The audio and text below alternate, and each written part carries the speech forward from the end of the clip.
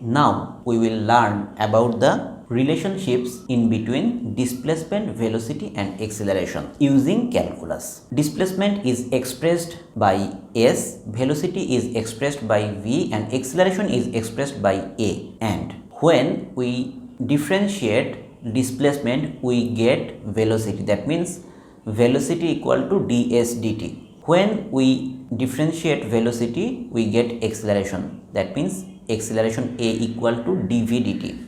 Velocity or speed both are expressed by v, and we find speed or velocity by differentiating displacement. That means v equal to ds dt. Again, velocity can be found by integrating acceleration, v equal to integration of a dt, and displacement can be found by integrating velocity, s equal to integration of v dt. Now let's see an example for the relationship between displacement, velocity and acceleration. A particle starts from rest at O and travels in a straight line. Its velocity v at time t second is given by v equal to 8t minus 2t square. Find the distance travelled in 3 seconds, the acceleration after 2 seconds. I told you a few moments earlier that s equal to integration of v dt. So we have put the expression of v here, 8t minus 2t square dt. So we will integrate this now. 8 multiplied by, after integration t becomes t square by 2 minus 2 into, after integration it becomes t cube by 3. You need to find the distance that this particle travelled for the time duration from t equal to 0 to t equal to 3. So we will put the limits here from 0 to 3. At first the upper limit.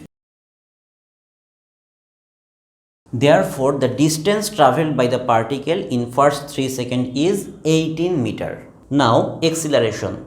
You already know that acceleration equals to dv dt.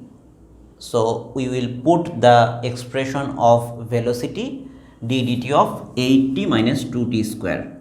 When we differentiate 8t, we find 8 into, after differentiation t becomes 1 minus 2 into t square. After differentiation it becomes 2t, 8 minus 4t. At t equal to 2 seconds, acceleration equal to 8 minus 4 into 2 equal to 0. Therefore, at 2 seconds the acceleration will become 0 for this particle.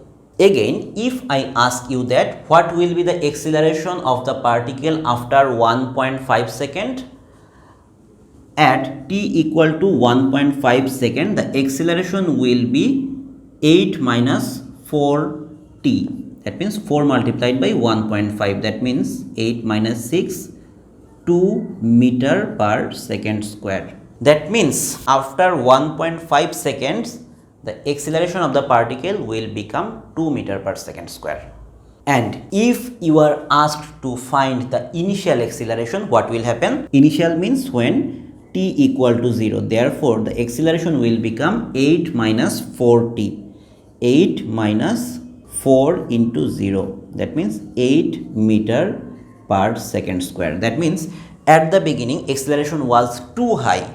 It was 8 meter per second, and gradually the acceleration decreased, and at time t equal to 2 seconds the acceleration becomes 0.